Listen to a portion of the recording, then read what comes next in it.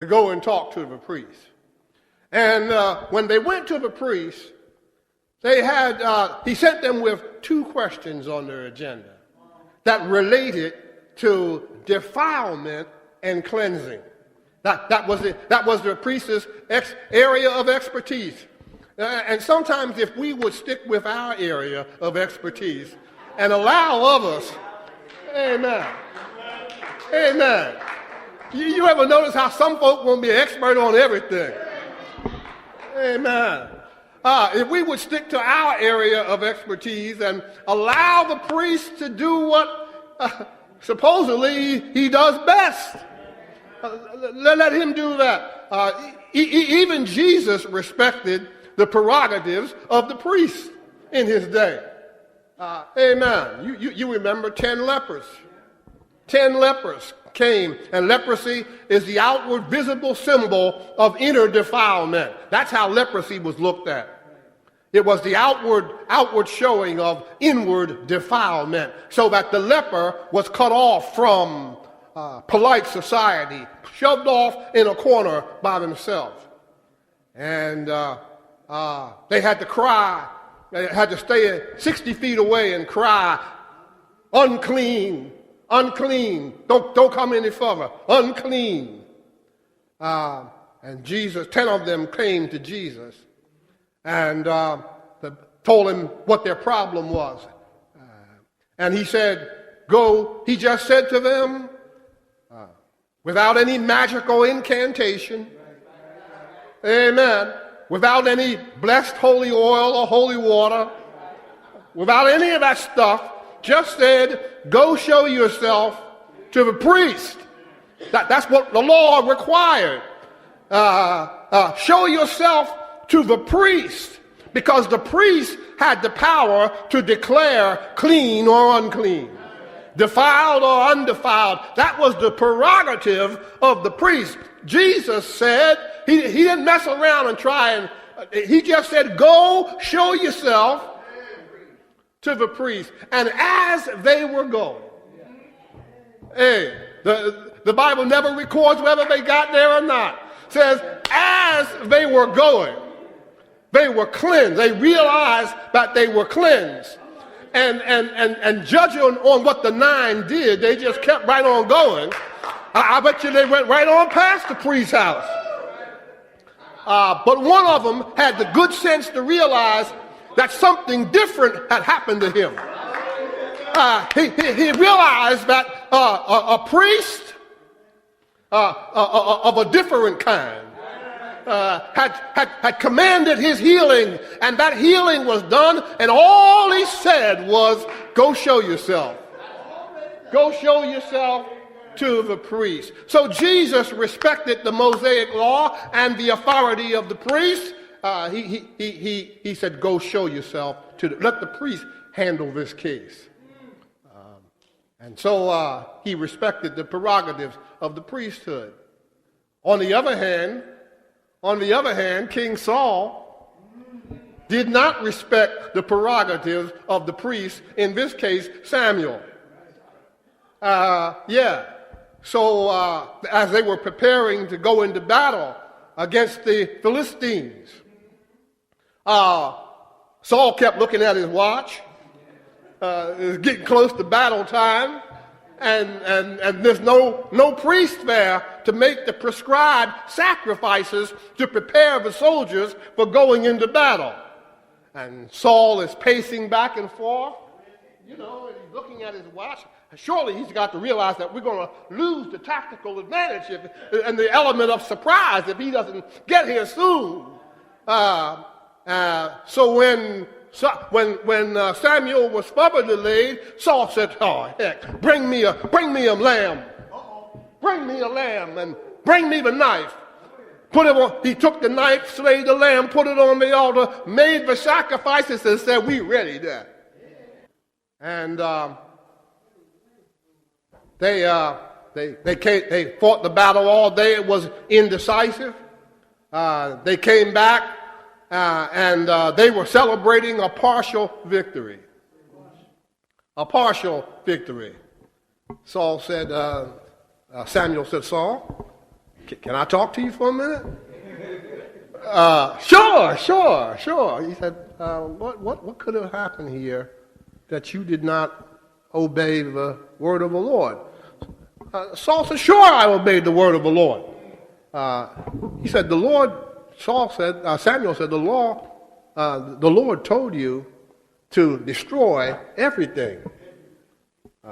My orders are, and I'm in charge of the host, by the way. You're not the commander. You're just a figurehead. I'm in charge of the host, and my orders were everything. Everything goes. Everything is under the ban. Everything is to be destroyed.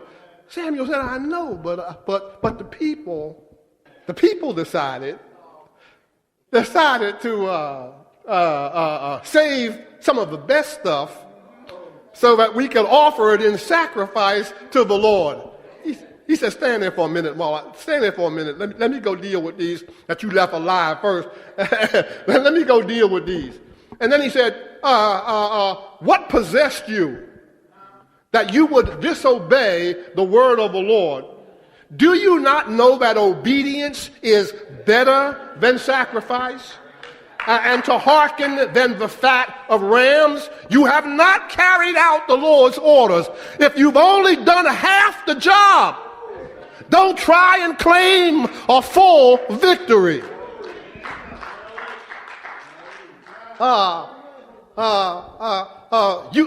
Partial obedience adds up to total disobedience. And that was Israel's problem in this case. They were still supporting the temple. They were still supporting all of the stuff needed to continue on and carry on the cult of worship connected with the temple. They were doing all of the right things in their mind. But in God's eyesight, they had left undone job number one. Obey me.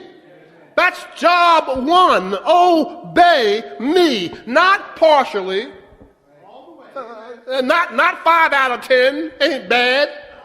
Not partially, but completely and all the way. And because they were not doing that, they were experiencing the trouble that they were experiencing.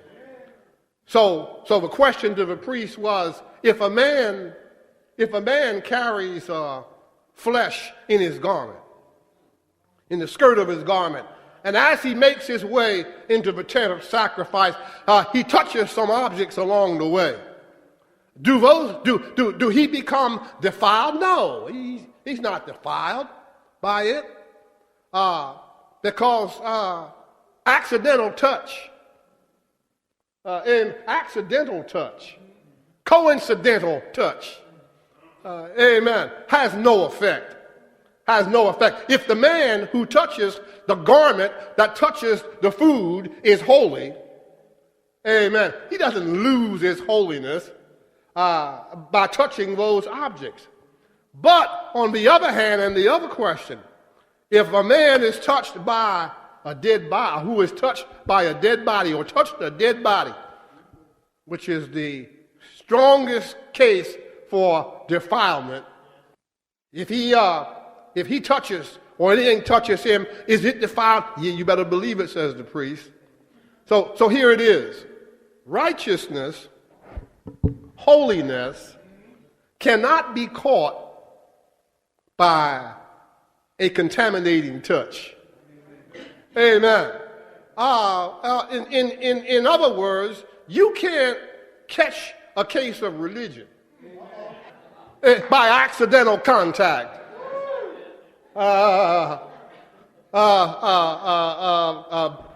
Bill Clinton said, I didn't inhale. Amen. And we know today, and we are coming to know more fully, that you can be affected by secondhand smoke. But don't go confusing smoke with religion, unless your religion is a matter of smoke and mirrors. Amen. But you can't get a serious case of religion. You can't get grandmother's religion. You can't get grandfather's religion by secondhand contact. No. You gotta meet him for yourself. Amen. You gotta walk, said the psalmist, you gotta walk this lonesome valley. You gotta walk it by yourself. Nobody else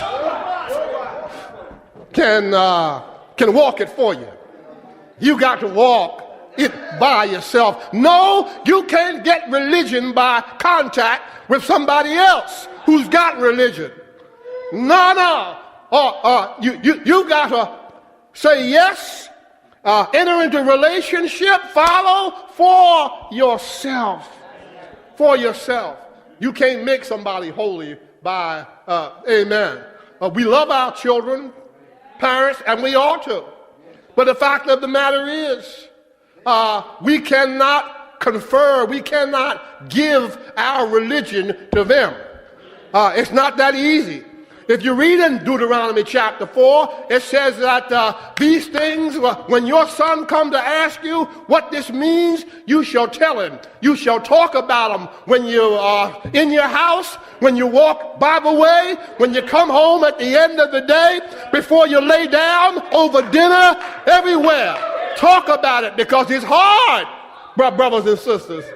It's hard.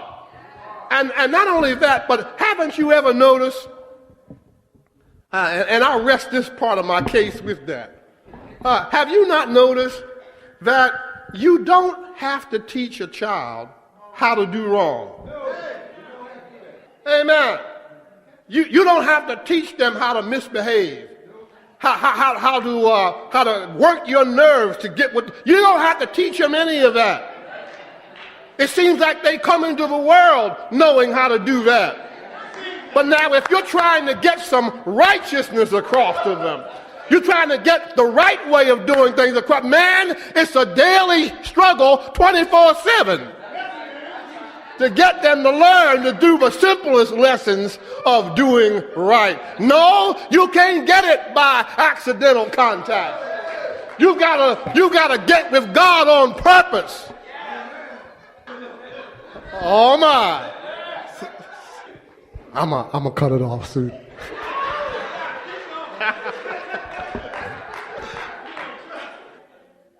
The best you can do is to create an environment as much as you can. Create an environment where that can happen, where the desire for a relationship with God can develop, can take root. And the other thing is, if righteousness is not transferable, recognize that sin is contagious. Amen. Sin is contagious. Amen. It is contagious. You mess around with somebody with a bad case of sin. I feel like I ought to direct this a lot of times to young ladies who are looking for, a spouse, a husband, a mate. Amen. Because you're in the church, and chances are, a lot of times, they're outside the church. Amen. You inside the church saying, come on. They're outside. And look, they inside the church. They outside the church talking about, no, they ain't coming. No, we ain't going in there. All right. And somehow it seems that the women, God bless them, it seems like they seem to be operating on the understanding that if I can save him, I can turn him around. Even if everything about his lifestyle says he's too far gone, he ain't going to change now.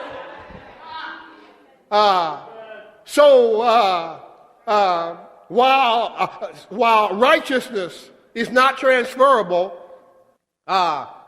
sin is contaminating. It's contaminating. That's why the Bible said in Proverbs, son, if they say to you, let's go lie in wait for innocent blood, don't do it. Don't you do it. Let's go here and steal, break into this and steal. Don't do it. Don't go there. Don't even incline your life or your thoughts in that direction, because while it can't give you